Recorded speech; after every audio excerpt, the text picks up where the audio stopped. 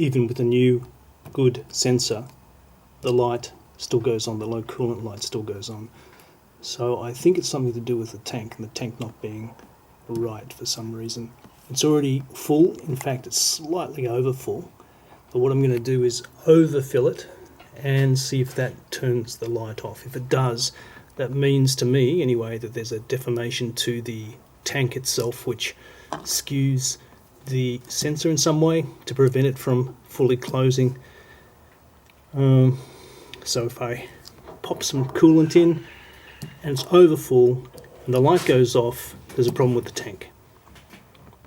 I don't want to put too much in, but it's above, quite a bit above, like a centimetre above full. And we'll see if this turns the light off.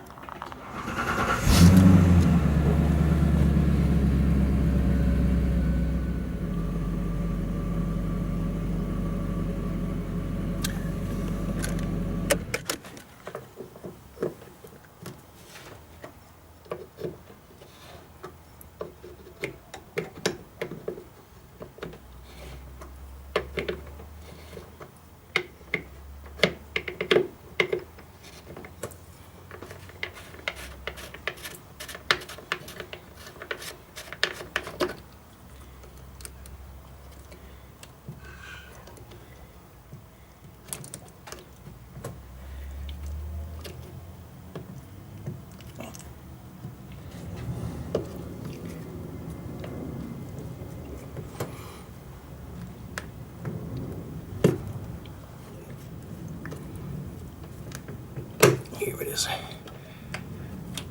Out she comes. Okay, so we've taken the sensor out now, and by putting your finger in, right in, I can sort of feel here a plastic seam, some sort of maybe manufacturing seam that protrudes out. I don't think that that's supposed to be there. It's certainly not there in the original tank.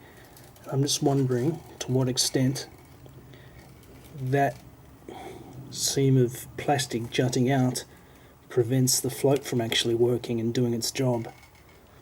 And there's not much I can do here short of taking off the tank and filing it down and cleaning it out and putting it back in again, or maybe even buying a new one. But if that is the case, I don't want to reward Dayco with a new sale. That's if that's the problem. It shouldn't be jutting out like that. That could be all there is to it, but that doesn't account for it being on an angle. I think if I trace around the rubber grommet, it isn't square, it's not right in. It sort of pushes out that way. So I think there might be some sort of warping of that part and a protrusion of that part, which makes it not work. If you have a look at the Ford one, well, you can't see inside, but nice and smooth inside. Nothing's going to catch, nothing's going to be an obstruction for the sensor. Okay, we've put the sensor back in, we filled it back up, but before we did that, in with our fingers, we'll sort of trying to push back that plastic seam that protruded into the space where the sensor was to go. So we'll see if that makes any difference, if the light does come on or not, and that'll tell us something about this tank being the problem.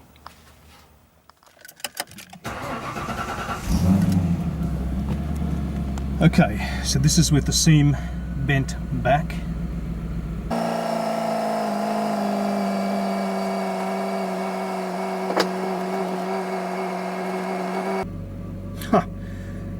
Don't tell me.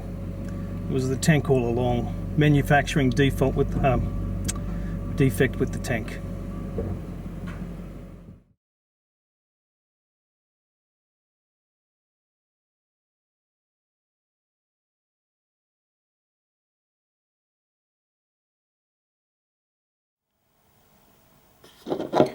This was going to be one of my proofs that the tank was the problem. I put a zip tie on the old original sensor.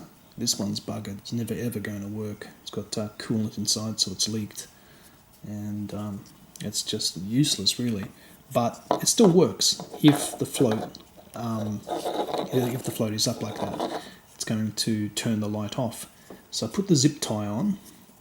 I was going to put it back into the header tank in the sensor hole, and if the light then was off, that told me that there was a problem with the tank. There's nothing with the electrics because it does complete the loop here and work. I've tested that we have the connections work and everything's fine. So I didn't need to, because I found out that the tank itself, there was a manufacturing problem with it, a protrusion of plastic stopping the float from actually rising and doing its job. But this was going to be one of my ways of proving the tank was the problem. And I guess since these are getting harder to find, if someone really wanted to turn the light off, that'd be one way of doing it. If it is the float that's the problem, if you can't find a float, you can put a little zip tie, it just goes through the sensor hole. If it's a big zip tie, you're not going to get it through. And that should turn the light off, but it's not going to do its job of warning you if you do lose coolant, so it's a bit risky that way.